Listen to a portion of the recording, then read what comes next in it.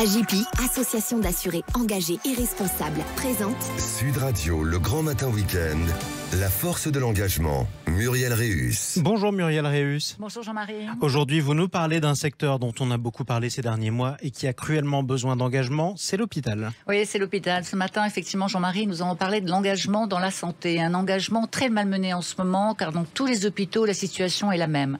Les patients se plaignent, les infirmiers, les soignants, les médecins n'en peuvent plus. Si tous n'ont pas renoncé à leur engagement, nous sommes en pleine crise de vocation et de désertion.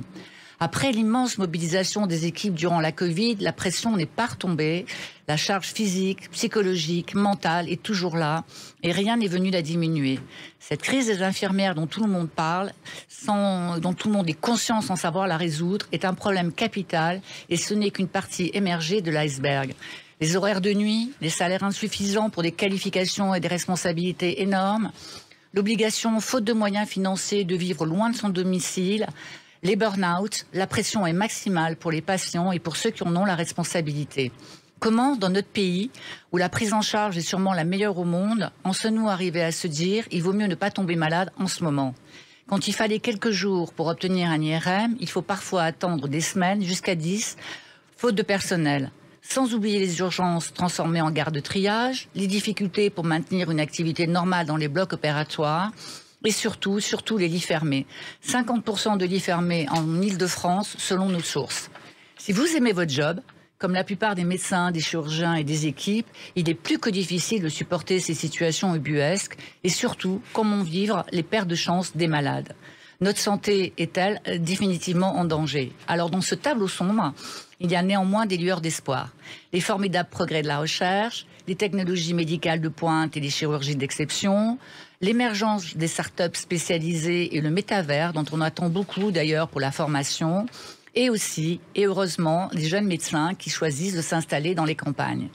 Et puis, et surtout, l'énergie, la détermination, l'enthousiasme de certaines femmes et de certains hommes qui n'ont renoncé à rien, bien au contraire. Et justement, parlons d'enthousiasme et de détermination et d'engagement surtout. Avec votre invité, Muriel Réus, on reçoit aujourd'hui sur Sud Radio Laurent Kessial, qui est directeur général de la Fondation Hôpital Foch. Bonjour Laurent. Bonjour Muriel. Alors je dois dire qu'en matière de passion et d'engagement, cher Laurent, vous êtes une référence. À 39 ans, alors que vous travaillez dans la presse, Isabelle, une personne de votre équipe tombe malade et va décéder d'une leucémie. Ce décès vous touche, vous affecte, il est injuste. Vous décidez de lancer une grande campagne de communication et de mobiliser l'intégralité de votre réseau, c'est-à-dire tous les journalistes que vous connaissez, pour dire ce que peu de gens savent, les plaquettes ne se conservent pas, on ne peut pas les stocker, et pour sauver des vies, il faut un maximum de donneurs. Dans la foulée, vous créez le prix des infirmières Isabelle, et ce sentiment de « je peux agir, je peux faire » ne va plus vous quitter, ça va devenir votre ADN.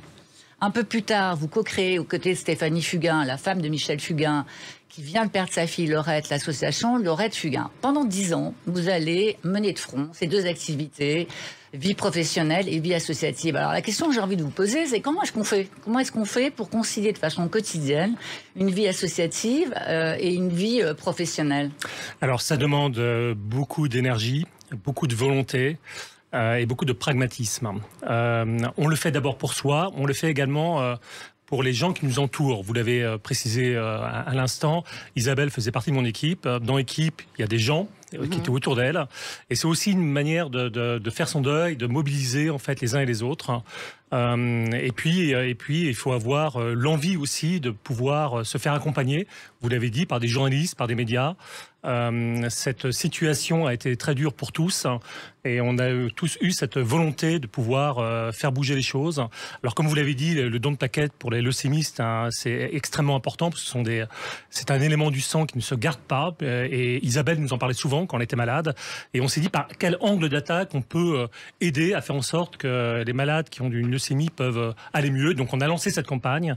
Et effectivement, c'est beaucoup de temps passé parce que quand on bosse toute la journée avec des postes à responsabilité, le soir et le week-end, on se donne à cette mission-là.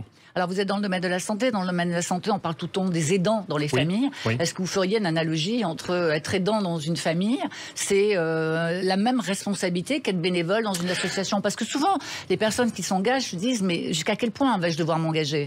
Alors je vous dirais oui et non. Pourquoi? Lorsqu'on est bénévole, on fait ce choix d'être bénévole. C'est moi qui ai choisi, on ne pas imposé. Lorsqu'on est aidant, finalement, ça s'impose. Quand vous avez un père, une mère, un enfant qui a une maladie, ça s'impose à vous. Soit vous décidez de lâcher l'affaire, et dans ces cas-là, effectivement, c'est plus compliqué. Soit vous décidez, c'est la plupart des gens le font, d'aider son parent. Et à ce moment-là, effectivement, ça demande beaucoup d'énergie, beaucoup de temps. Et c'est d'où l'importance aussi pour les entreprises de pouvoir permettre à ces aidants et à ces bénévoles de pouvoir avoir du temps pour eux. Voilà. Alors, on y reviendra tout à l'heure sur les entreprises. Okay. Alors, Laurent, souvent, moi, quand je parle avec des gens qui s'engagent, on se rend compte que souvent, c'est lié à une histoire personnelle. Hein. On l'a vu, Isabelle a beaucoup compté. Cet engagement, il a changé quoi dans votre vie ? D'abord, il a changé d'un point de vue professionnel. Moi, j'ai travaillé dans la presse pendant une vingtaine d'années. J'ai quitté la presse pour rejoindre la FM Téléthon et pour consacrer ma vie professionnelle à ce sujet-là. Donc, évidemment, ça a changé. Ça change aussi beaucoup son rapport à l'autre. Ça change beaucoup aussi son rapport à la maladie. Et puis, ça a changé aussi beaucoup parce que on se dit, avec toutes ces années de recul, ça fait maintenant 20 ans que je suis dans le fundraising, que finalement, on peut déplacer des montagnes avec peu de choses. C'est-à-dire avec l'engagement, avec la volonté, en donnant envie, en expliquant les choses, on peut agrémenter autour de soi des gens, des personnes pour pouvoir nous aider dans quel que soit le sujet qu'on porte. Donc il suffit de décider, il suffit de se dire tiens, je veux m'engager, trouver l'action et l'engagement qui vous convient. Oui, je crois beaucoup à ça. Je crois, oui, c'est vraiment en soi, c'est-à-dire que quand on veut, on peut, mais vraiment en actionnant son réseau, son cercle d'amis, on peut faire des choses. Enfin, que ce soit à moindre mesure, à une grosse mesure, mais c'est dans l'action. C'est dans l'action. On part au combat quand on s'engage. Pardon ? On part au combat quand on s'engage. Oui, c'est une forme de combat, absolument. C'est une forme de combat. Et puis, c'est pérenne. C'est pas des one-shot. C'est-à-dire, l'engagement, il est long. Alors, le Téléthon va arriver dans votre vie à un moment donné. Vous allez accompagner durant 3 ans cette association de patients qui est devenue une très grosse machine aujourd'hui avec près de 1000 bénévoles, je crois. Non, on a 1000 salariés, sur les maladies génétiques. Elle vous a apporté quoi cette expérience, la découverte de la levée de fonds au service de la santé ? D'abord, je vais vous dire, Muriel, moi, quand je suis arrivé au Téléthon, j'étais complètement fasciné en me disant que c'était une association qui était montée à l'origine, en 1987, par des familles. Ce sont des familles, ce ne sont pas des salariés, ce sont des familles qui ont été touchées par les myopathies, qui ont décidé de monter cette association. 30 ans après, ce Téléthon a permis de faire des avancées plus qu'importantes sur la maladie de Duchenne, sur tout ce qui est myopathie. C'est incroyable. Et ça doit servir d'exemple, ça doit nous servir d'exemple pour nos actions. C'est-à-dire en partant de famille, on peut monter des choses aussi fortes que le Téléthon, mais on peut multiplier les exemples à l'infini. Alors là, on va parler un petit peu de l'hôpital Foch, qui est un modèle original. D'ailleurs, cette force de collecte de fonds, vous l'avez mis au service de l'hôpital Foch. Alors l'hôpital Foch, pour ceux qui ne savent pas, il a été créé et construit entre les deux guerres par un comité des dames, c'est comme ça qu'on les appelle, féministes déjà, philanthropes et engagées, pour permettre à la classe moyenne de disposer de soins. Aujourd'hui, c'est un hôpital privé à but non lucratif. Alors, pourquoi un hôpital de dernière génération, un hôpital aussi pointu, parce qu'on sait qu'il y a une énorme chirurgie de pointe à l'hôpital Foch, pourquoi cet hôpital a-t-il besoin d'une fondation ? Alors, c'est un hôpital de pointe parce que, justement, il est soutenu par une fondation. C'est un hôpital de pointe parce que, justement, la fondation permet à cet hôpital de pouvoir bénéficier de fonds financiers nécessaires pour l'acquisition de matériel de robotique, pour de l'imagerie, pour des projets de recherche, pour la formation des médecins. Et c'est un hôpital de pointe parce qu'il est rapide. C'est un hôpital de pointe parce qu'il est agile. C'est un hôpital où il y a 2300 salariés. Donc, c'est beaucoup, mais finalement, si vous regardez la petite salpêtrière, ils sont 10 000. Enfin, la taille de la structure joue aussi beaucoup. Et les prises de décision entre l'hôpital et la fondation sont extrêmement rapides. Mais pourquoi une fondation ? Qu'est-ce que ça apporte ? Du rêve aux chercheurs ? D'abord, la fondation est à l'origine de l'hôpital. Très souvent, les hôpitaux créent des fondations pour collecter des fonds. Ça, c'est très différent. C'est très différent. La fondation a créé cet hôpital en 1937, c'est l'ouverture. Et dès le départ, la fondation a permis d'assurer la pérennité de cet hôpital. Voilà. Alors, c'est un hôpital privé à but non lucratif, comme vous l'avez expliqué. Il y a 2 conseils d'administration, ce sont des bénévoles, on n'est pas soumis à des actionnaires. Le patient qui va à l'hôpital Foch, il a les mêmes droits, les mêmes avantages que lorsqu'il va à la PHP. La différence qu'il y a, c'est que au sein de cet hôpital, ce sont des salariés, ce ne sont pas des fonctionnaires. C'est une différence notoire. Donc, dans la manière d'exercer la médecine, elle est un petit peu différente.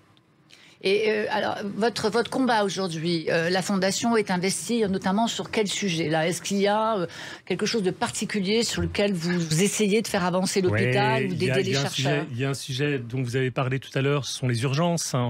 La Fondation est en train de faire une grosse campagne de levée de fonds d'un peu plus d'1 million d'euros pour rénover les urgences de Foch. Mais au-delà de la rénovation des urgences de Foch, on vous souhaiterait que les urgences de Foch soient un modèle au niveau national. On le sait tous ici autour de la table, les convois aux urgences, c'est 4-5 heures d'attente. Il y a beaucoup de, c'est très angoissant pour les patients qui sont en urgence. C'est un peu l'auberge espagnole, hein, voilà. Donc on est en train de restructurer sur le fond et sur la forme les urgences de Foch pour en faire un modèle demain. Mais c'est dans l'ADN en fait de cet hôpital Foch d'essayer toujours d'être créatif, d'innover au profit du plus grand nombre, au profit évidemment des patients. Et puis il y a un élément aussi dont on peut peut-être parler, c'est cette volonté de remettre le patient au cœur des dispositifs. Oui. Il y a, je crois, chez vous, ce qu'on appelle l'expérience patient, c'est-à-dire la prise en compte d'une façon différente d'accueillir, de recevoir et de traiter les patients. Quelques mots sur cette expérience patient. D'ailleurs, c'est complètement fou. On aurait pu se dire que l'expérience patient, c'est quelque chose qui aurait dû être monté depuis des années au sein des hôpitaux. N'importe quelle boîte, n'importe quelle entreprise interroge ses clients. Pourquoi ne pas le faire pour un hôpital? Non, mais pourquoi pas le faire pour un hôpital? Je suis patient. Est-ce que le service est agréable? Est-ce que j'ai bien été soigné par le médecin? Est-ce que j'ai été considéré? Est-ce que j'ai été considéré? Un patient est un client? Oui, c'est pas un gros mot. Le patient est un client. C'est pas un gros mot. C'est-à-dire que il faut que le patient, une fois qu'il rentre à l'hôpital Foch, se dise, c'est un bon hôpital. Voilà, j'ai mon frère, mon oncle, un parent qui a une maladie qui est traitée par Foch. Je sais qu'il sera entre bonnes mains là. C'est tellement, vous savez, c'est tellement compliqué pour les malades de rentrer dans un hôpital. C'est un univers qui est très difficile. Et mieux on est préparé, mieux c'est. Et on parlait du rôle de la Fondation. Le rôle de la Fondation, par exemple, Muriel, c'est aussi de faire en sorte que cet hôpital soit propre, soit accueillant. Ça fait beaucoup pour le patient de rentrer dans une structure où il se sent, pardon l'expression, bien.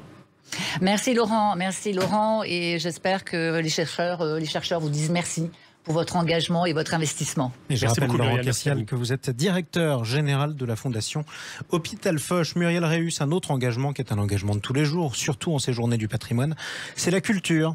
Alors la culture, on ne va pas parler des journées du patrimoine, mais je vais vous poser une question, Jean-Marie. Comment l'art peut-il accompagner les femmes dans leur désir de maternité?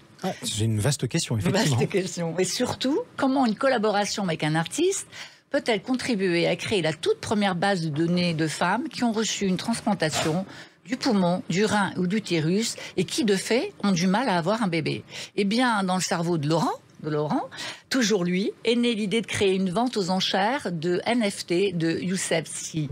Vous savez, les NFT, les non-fungible tokens. Les jetons non fongibles. Voilà, ce sont ces nouvelles œuvres digitales dont tout le monde parle. Eh bien, Youssef Si, c'est un passionné de BD, un passionné de manga. Il est très sensible aux questions de santé.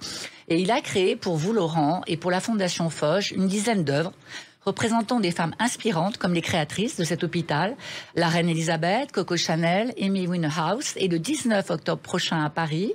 La vente de ces œuvres va pas permettre aux collectionneurs, bien sûr, d'acquérir une œuvre unique, mais surtout de s'engager dans cet ambitieux projet de base de données qui va accompagner les femmes qui ont reçu une greffe dans leur désir de maternité. Voilà, la boucle est bouclée. Laurent, je vous souhaite une très belle vente pour aller, vous aussi, au bout de vos rêves. Je vous donne, Jean-Marie, rendez-vous dimanche prochain. Merci. Absolument. Merci à vous, Muriel Réus, et courage à vous toutes, mesdames, à qui s'adresse justement l'opération à laquelle Muriel Réus faisait allusion à l'instant. Merci à vous, Muriel Réus. On vous retrouve dimanche prochain à 8h13.